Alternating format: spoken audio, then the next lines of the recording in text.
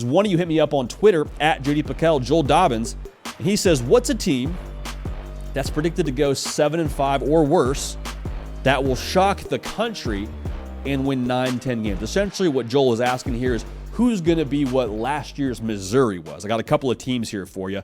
This is a great question to get right now when it comes to projections of what Vegas thinks these teams are going to be. Nebraska, they're at 7.5 over-under win total.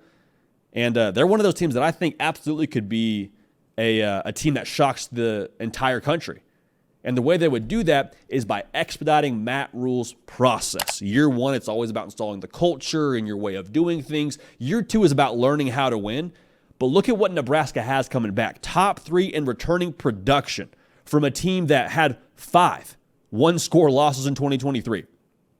So I understand the schedule will be a little bit more difficult with the new Big Ten, but if we're going to call a spade here, like Nebraska, if they go 5-0 in those one-score games last year, they're a 10-win team last year. So just keep that in mind. Defense will keep them in a lot of games. I truly believe this. Tony White, one of the best in the business, man, calling that defense for Nebraska. They allowed 18 points a game. Again, they got a lot of those cats back.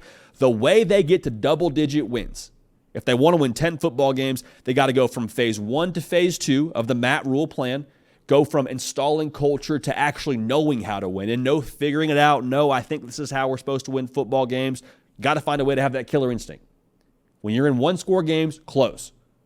You got to put that to bed. That's how you would do it. Double-digit wins is a lot to ask for. It's going to take a lot from your effort to be able to get to that number. The other part of this, Dylan Raiola, if they're going to win 10 football games, has to be the starter, has to be that dude.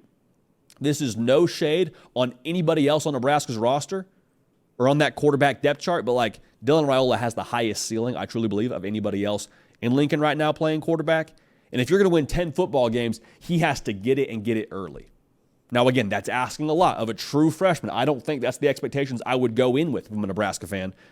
But you look at their toughest games, at Ohio State, at USC, at Iowa, has to probably be solid in those. But even more importantly, I think he has to be the difference in those swing games. The swing games being games against Illinois, UCLA, Wisconsin, among others. Like Dylan Raiola has to propel your team when it's a one-score game. It's back and forth. He has to be that playmaker for you, or at least a big reason to why those other playmakers make plays. So curious to see that.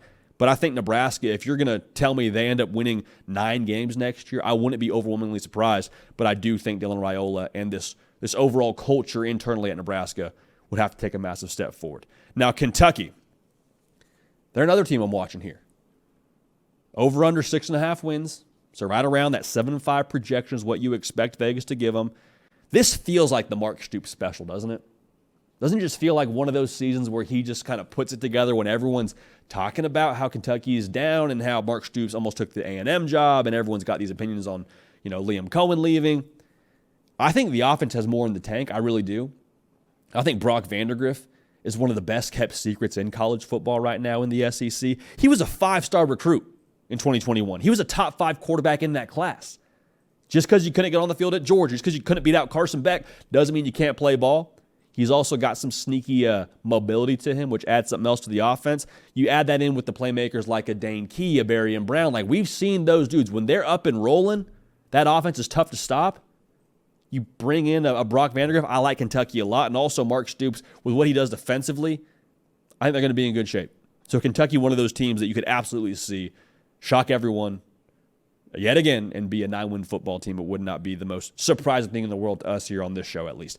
Now, SMU, entering into the ACC, over-under win total at 7.5, 11-3 last year. Look, the ACC is wide open.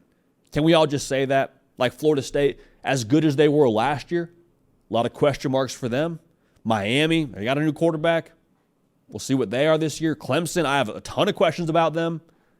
Louisville, they brought in a ton of transfers, new quarterback there. Like the ACC is very much so wide open.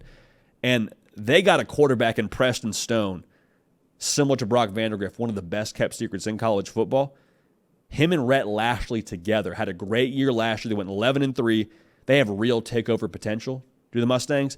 They got Florida State at home. They're at Louisville. No Miami, no Clemson, no NC State. Like SMU could definitely be one of those teams that rocks the boat a little bit this year. Make some real noise. Keep an eye on the Mustangs now. I would not be surprised if they're in that double-digit win category in the ACC their first year there. Now, one more team to talk about here, Auburn. Over-under win total at 7. This has been the offseason for Hugh Freeze of raising the bar. I mean, we've seen it. He goes out and adds more players through the portal, 9 at the time of us being live. Goes out and gets a new DC and DJ Durkin. Makes himself the new play caller on the Plains. Like, I love everything about the way that Hugh Freeze has attacked this offseason because he keeps on telling us, listen, last year 6-6, yeah, it's improvement from the year before. It's not good enough. It's not going to get the job done. It's not up to our standard here at Auburn. So you're an Auburn fan, you absolutely love that. I don't think you can ignore the flashes from last year if you're an Auburn fan. And yes, there was the New Mexico State game. That is a total black eye to your season.